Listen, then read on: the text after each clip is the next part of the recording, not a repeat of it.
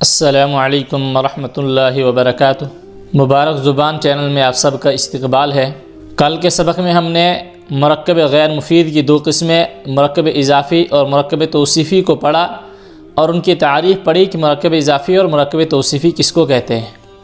आज के सबक में हम अरबी और उर्दू मिसालों के साथ मुरक्कब इजाफ़ी और मुरक्कब तौसीफ़ी को समझेंगे कि अगर हमने मुरक्कब इजाफ़ी और मुरक्कब तौसीफ़ी को बोलना हो हम किस तरह अरबी के अंदर मुरक्कब इजाफ़ी और मुरक्कब तौसीफ़ी का जुमला बना सकते हैं, वो तरीका आज हमने बोर्ड पर चंद मिसालें लिख दी है मुरक्कब इजाफ़ी की भी मुरक्कब तौसीफ़ी की भी। पहले नंबर पर मुरक्कब इजाफ़ी, जैसे कलम हामिदिन, हामिद का कलम। जब भी हमने मुरक्कब इजाफ़ी में तर्जुमा करना हो तो वो उल्टा तर्जुमा होता है।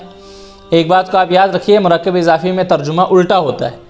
हामिद का कलम, उर्दू में हामिद पहले आएगा, कलम बाद में आएगा। इसका मतलब ये हुआ कि अगर हमारे पास उर्दू में कोई जुमला हो जिसमें का के की का लफ्ज़ हो, मिसाल आप ले लीजिए, हमारे पास उर्दू के अंदर जुमला है हामिद का घर।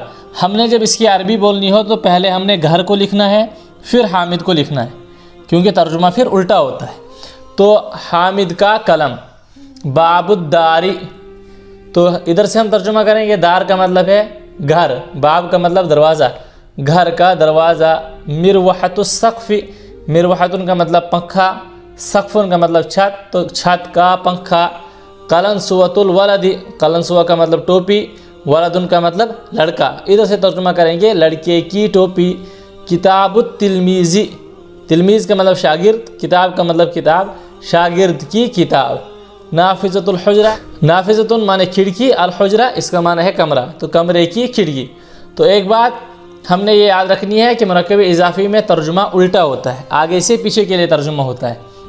और उर्दू के अंदर अगर लिखना हो तो जो जुमला बाद में होगा उसको पहले लिखेंगे और जो पहले जुमला होगा अरबी में उसको बाद में लिखेंगे। जैसे घर उर्दू में बाद में है, अरबी में इसको पहले लिखेंगे। हामिद पहले है, अरबी में इसको बाद में लिखेंगे, फिर तर्जुमा उल्टा करेंगे तो मुरक्कब इजाफ़ी बन जाएगा।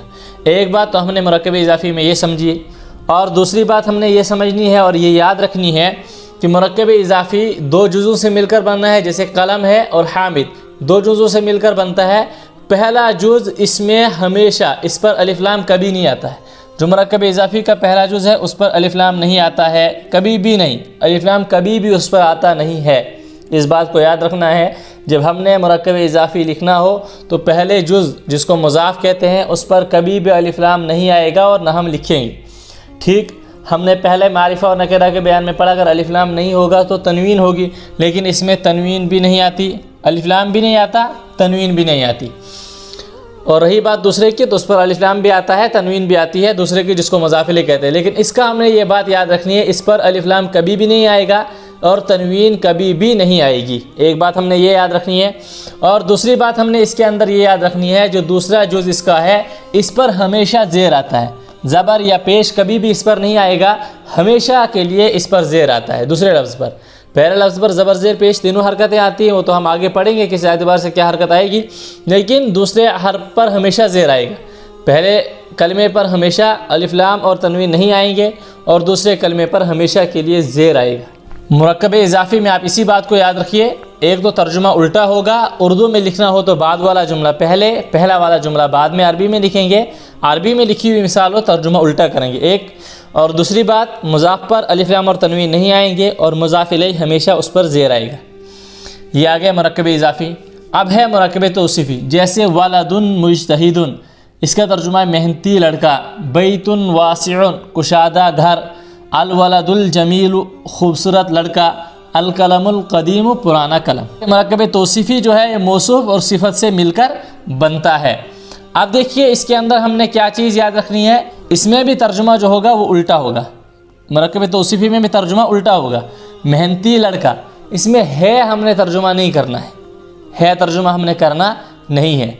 अब देखिए, और दूसरी बात हमने ये याद रखनी है, इसमें जैसा पहला कलिमा होगा वैसा ही दूसरा कलिमा। वैसे से मुराद पहला कलिमा अगर मारिफा है, जैसे हमने मारिफा को पढ़ा है, मारिफा की तारीफ़ क्या है, अब कितनी किस्में मारिफा की वो भी हम इंशाअल्लाह पढ़ेंगे, लेकिन इतना याद रखना है, अगर पहला कलिमा मारिफा है दूसरा भी मारिफा। दूसरे लफ्ज़ में कह दीजिए, अगर पहले पर अलिफ लाम है दूसरे पर भी अलिफ लाम, पहले पर तनवीन है दूसरे पर भी तनवीन, जब हम इस तरह लिखेंगे, पहले पर भी अलिफ लाम, दूसरे पर भी अलिफ लाम, पहले पर भी तनवीन, दूसरे पर भी तनवीन, तो उस वक्त हमारा जुमला मुरक्कब तौसीफ़ी बनेगा।